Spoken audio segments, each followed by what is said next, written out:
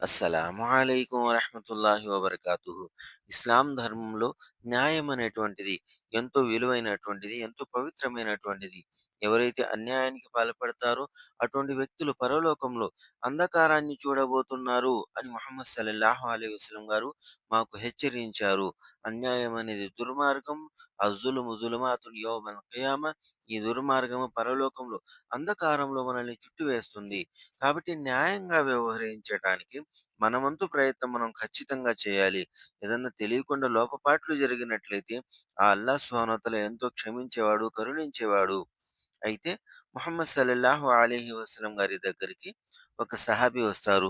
ప్రవక్త, నేను నా పిల్లోడైనటువంటి ఈ పిల్లోడికి ఎంతో ప్రేమగా చూసుకుంటున్నాడు. ఒక బహుమతి ఇవ్వొస్తున్నాను. మీరు సాక్ష్యంగా ఉండండి అని అడిగినప్పుడు ముహమ్మద్ సల్లల్లాహు అలైహి వసల్లం గారన్నారు, అకుల్లు వలదిక నహల్త మిస్ల హాదా, మీ ప్రతి పిల్లోడికి ఇలాగే మీరు ఇచ్చారా అని అడుగుతారు. లేదు ప్రవక్త, ఈ పిల్లోడంటే నాకు చాలా ఇష్టము. కాబట్టి నేను ఈ అబ్బాయికే నేనిచ్చాను అని అంటారు. అప్పుడు ముహమ్మద్ సల్లల్లాహు అలైహి వసల్లం గారన్నారు, ఫత్తఖుల్లాహ వఅదిలు బైన ఔలాదికుం. అల్లాహ్‌కు భయపడండి. పిల్లల విషయంలో న్యాయంగా వ్యవహరించండి అని ప్రవక్త గారు తెలియచేశారు. ఆ తర్వాత అన్నారు, ఇన్నీ లా అష్హదు అలా జూర్. ఇన్ని లా అషహదు అలా జౌర్. నేను అన్యాయం మీద సాక్ష్యంగా ఏమాత్రం ఉండనే ఉండను అని అన్నారు. అంటే పిల్లల విషయంలో ఏదన్నా ఇస్తున్నాము అంటే అందరికీ సమానంగా ఇవ్వాలి. లేదు అంటే ఎవరికీ ఏమి ఇవ్వకూడదు. ఒక పిల్లోడిని ఎక్కువగా ప్రేమించి మిగతా పిల్లల్ని పట్టించుకోవటం లేదు అన్న భావన మా తరపు నుంచి వస్తుందేమో, కొంచెం జాగ్రత్త పడాలి. తెలియకుండా పిల్లలు ఒకళ్ళ మీద ఒకళ్ళు కోపతాపాలు పెట్టుకుంటారు. పైగా ఒక పిల్లోడినే మేము ఎక్కువ ప్రేమిస్తున్నామని తెలిసినట్లయితే మిగతా పిల్లలు ఖచ్చితంగా శత్రుత్వాన్ని మా కోసమే తయారు చేసుకుంటారు. ఇది ఎంతో కఠినమైనటువంటిది, భయంకరమైనటువంటిది. దీని నుంచి మనమంతా జాగ్రత్త పడాలి. అలాగే యూసుఫ్ అలైహిస్సలాం గారు, ఆయనకి 11 మంది పిల్లలున్నారు. ఆ తర్వాత పుట్టినటువంటి 12 పిల్లవాడు యూసుఫ్ అలైహిస్సలాం గారు. యాకూబ్ అలైహిస్సలాం గారికి 12 మంది సంతానము. అందులో చిట్ట చివరి సంతానము యాకూబ్ అలైహిస్సలాం గారు. మరి యాకోబ్ అలైహిస్సలాం గారు ఎప్పుడైతే యూసుఫ్ అలైహిస్సలాం గారిని ఎక్కువ ప్రేమించటమో, మిగతా పిల్లలు 10 మంది చూశారో, వాళ్ళు ఈయన పట్ల శత్రుత్వాన్ని పెంచుకున్నారు. ఈయన్ని ఎలాగైనా హతమార్చాలి, ఈయన ప్రేమని తప్పించాలి అని చూశారు. హతమార్చే స్థాయి నుంచి షైతాన్ వాళ్ళ బుర్రలో ఏమేశాడంటే, హతమార్చడం ఎందుకు? హతమారిస్తే ఒక్క దెబ్బతో పోతాడు. అలా కాదు, మీరు తీసుకెళ్ళి ఏదన్నా బావిలో పడేయండి, ఎడారిలో పడేయండి అని సలహా ఇస్తాడు. అంటే శైతాన్‌కి కావాల్సినటువంటిది శత్రుత్వంలో ఆ శత్రుత్వం కూడా కఠినంగా ఉండాలి. బాధాకరంగా ఉండాలి. చిన్న పిల్లోడిని తీసుకెళ్ళి బావిలోనో, ఎడారిలోనో పడేస్తే ఆ పిల్లోడు అలమటించి చస్తాడు. అది శైతాను కోరుకున్నాడు. ఇది అర్థం కానటువంటి ఆ 10 మంది పిల్లలు శైతాను ప్రభావంతో ఆ పిల్లవాడిని తీసుకెళ్ళి యూసుఫ్ అలైహిస్సలాం గారిని ఎడారిలో వదిలేద్దామన్న ఆలోచనలతో తీసుకెళ్లారు. తీసుకెళ్ళి ఒక బావిలో వదిలేసి వచ్చేశారు.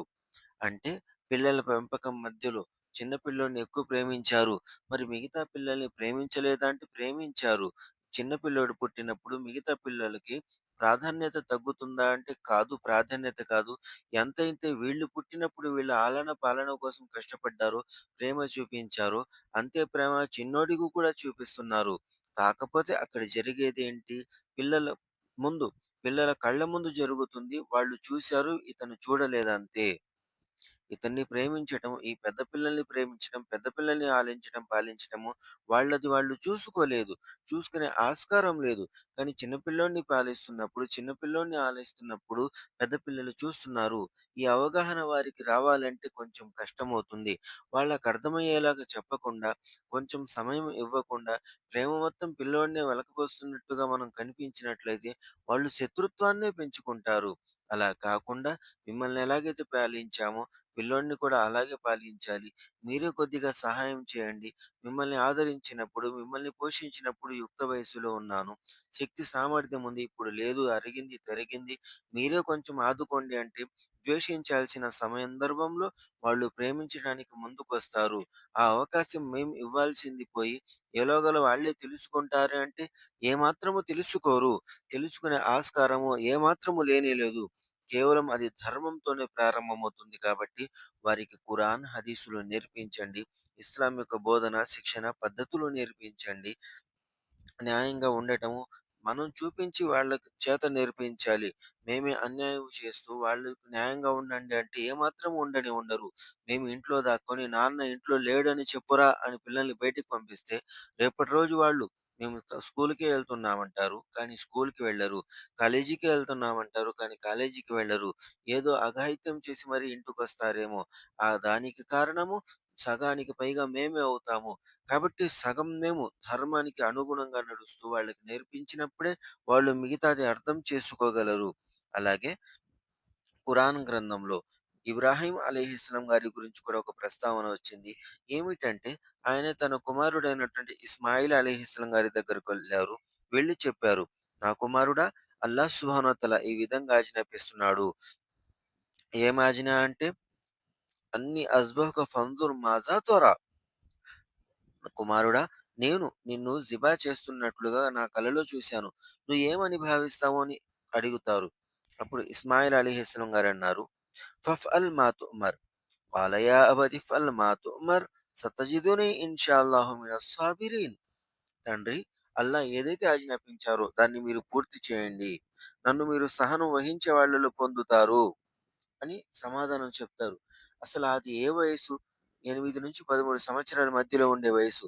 ఆ వయస్సులో కన్నతండ్రి తనను హతమార్చబోతున్నాడు, సిబా చేయబోతున్నాడని తెలిసినా కూడా అల్లా యొక్క ఆజ్ఞ కాబట్టి దాన్ని మీరు పూర్తి చేయండి అని ఎలా చెప్పగలిగారు? నిజంగా అది ఆ విధంగా చెప్పగలిగే వయసేనా అంటే కాదు.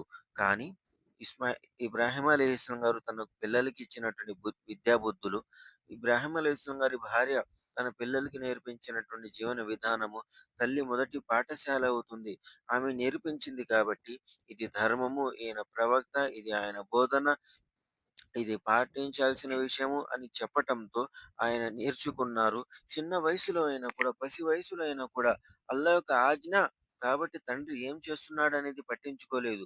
ఇది అల్లా యొక్క ఆజ్ఞ అనేది అర్థం చేసుకోగలిగారు. అలాగే మనం కూడా మనం నేర్చుకొని మన పిల్లలకి నేర్పించినప్పుడు ఒక కుటుంబ వ్యవస్థ సక్రమంగా ఉంటుంది.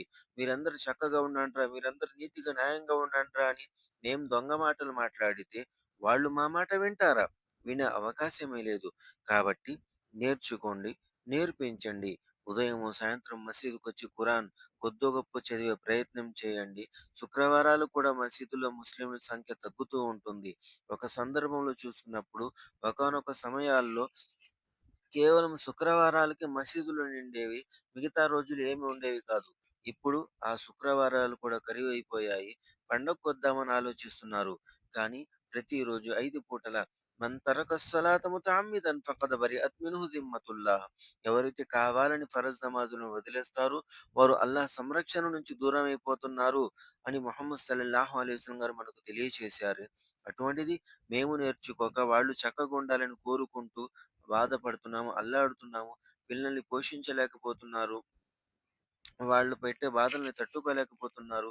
ముహమ్మద్ సల్లల్లాహు అలైహి వసల్లం గారన్నారు, "ప్రళయానికి ముందు ఒక తల్లి తన యజమానిని కంటుంది" అనన్నారు. అంటే యజమానుల్లా ప్రవర్తించే పిల్లలు, బానిసల్లా వ్యవహరించే తల్లిదండ్రులు, అలాంటి సందర్భము ఎక్కడో లేదు. ఇక్కడే మన కళ్ళ ముందే మనం ఎన్నో కుటుంబాల్లో చూస్తున్నాము. దీనికి మొదటి కారణము ధర్మం లేకపోవటము. మిగతా ఏ కారణమైనా చెప్పుకోండి.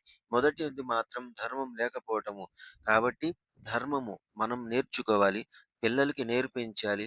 అలా నేర్పించినప్పుడు జిబా చేయబోతున్నాడు నా కన్న తండ్రి అని తెలిసినా కూడా అల్లాహ్ కోసం అని తెలిస్తే ఇస్మాయిల్ అలైహిస్సలాం గారు ఎలాగైతే దాన్ని పూర్తి చేయండి అని చెప్పగలిగారో మన పిల్లలు కూడా మన ఆస్తిలో హక్కు మన సోదరీమణులకు అమ్మాయిలు కూడా పంచిపెట్టాలని చెప్పినప్పుడు వాళ్ళు సమర్థిస్తారు, సహకరిస్తారు.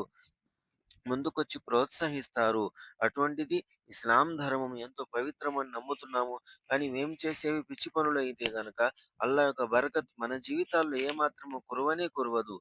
కాబట్టి నేర్చుకోవాలి, నేర్పించుకోవాలి, న్యాయంగా వివరించుకోవాలి. ఎప్పటిదాకైతే మనం న్యాయంగా ఉంటామో అప్పటిదాకా అల్లా సహాయ సహకారాలు మన జీవితాల్లో ఉంటాయి.